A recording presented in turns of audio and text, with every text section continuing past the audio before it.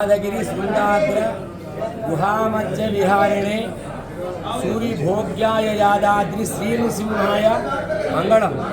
प्रिय भगवत बंधुलारा, श्री यादगिरी लक्ष्मी नृसिंहस्वामी वारी दिव्य क्षेत्రంలో అత్యంత వైభవపేతంగా శ్రీ పాంచరాత్రాగమ శాస్త్రానుసారంగా నవాన్నిక బ్రహ్మోత్సవములు భక్తుల యొక్క దర్శనార్థమై అంగరంగ వైభవపేతంగా మనం నిర్వహించుకోవడం జరుగుతుంది. ఈరోజు 8వ రోజు.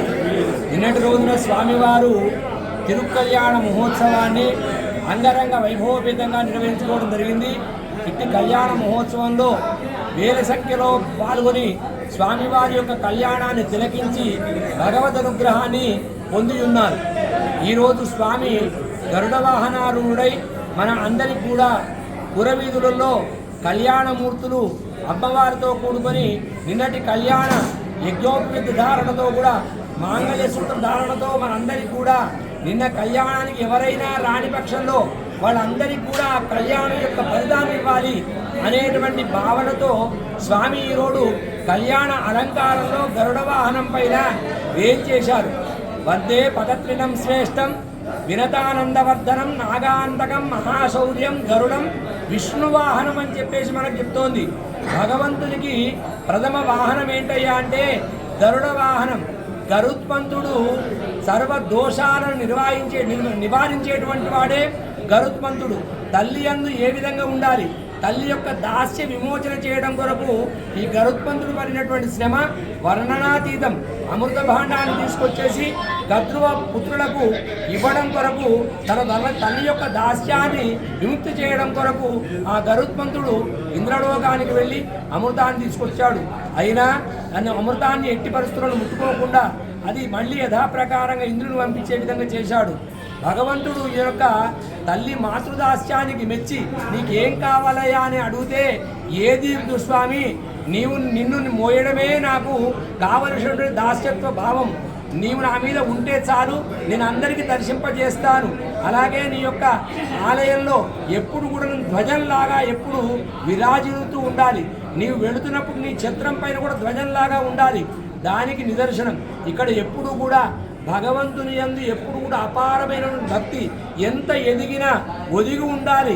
మనం ఎంత ఎత్తుకు వెళ్ళినా ఆయన గగనాకారం ఆకాశంలో విహరిస్తుంటే 4 వేదాల యొక్క స్వరాలు వినబడతాయి. ఒక గరుత్మంతుణ్ణి సేవిస్తే 4 వేదాలు దర్శిస్తే ఎంత ఫలితం వస్తుందో ఆ గరుత్మంతుణ్ణి సేవిస్తే అంత ఫలితం వస్తుంది. గరుత్మంతుణ్ణి దర్శిస్తే భగవద్ అనుగ్రహం కలుగుతుంది. మనం గరుడ పురాణంలో చెప్తారు. గరుడ పురాణంలో భగవంతుని దర్శించినట్టయితే మోక్షం కలుగుతుంది, వైకుంఠ ప్రాప్తి కలుగుతుంది, సర్ప దోషాలు పోతాయి, రావుగ్రహ దోషాలు పోతాయి, ఆరోగ్యం చేకూరుతుంది. నమస్తే విహగాయ చ పన్నగాయ నమస్తేస్తు నమస్తే గరుడాయ చ అని చెప్తారు.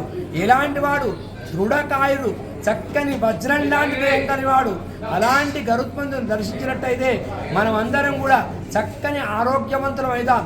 భగవద్ అనుగ్రహం కలుగుతుంది, మంచి చూపు వస్తుంది, సంతానం కలుగుతుంది, కళ్యాణం కాని వారి కళ్యాణం అవుతుంది. అందుగురించే గరుడ ధ్వజపటం ఎగిరేసినాడు. గరుడ ముద్దను తీసుకోవడానికి ప్రాముఖ్యత. గరుడ ముద్దను కనుక స్వీకరించినట్టయితే శరీరంలో ఉన్నటువంటి కల్మషాలు నశిస్తాయి, రోగాలు నశిస్తాయి, సంతానం కలుగుతుంది. కాబట్టి ఈరోజు మనం అందరం కూడా ఇది ఆఖరి వాహనం, బ్రహ్మోత్సవ ఫలం కలుగుతుంది. బ్రహ్మోత్సవంలో సేవించిన అన్ని వాహన సేవల యొక్క ప్రతిఫలమే ఈ గరుడ వాహనం నుండి లక్ష్మీ నృసింహస్వామి వారి యొక్క దర్శనం. అందరికీ కూడా ఆ గరుడ వాహనారూఢైనటువంటి లక్ష్మీ నృసింహస్వామి వారి యొక్క పరిపూర్ణ అనుగ్రహము కలుగుగాక, అందరి మనస్సులో ఉన్నటువంటి కోరికలన్నీ కూడా నెరవేరుగాక అని ప్రార్థిస్తూ స్వస్తి.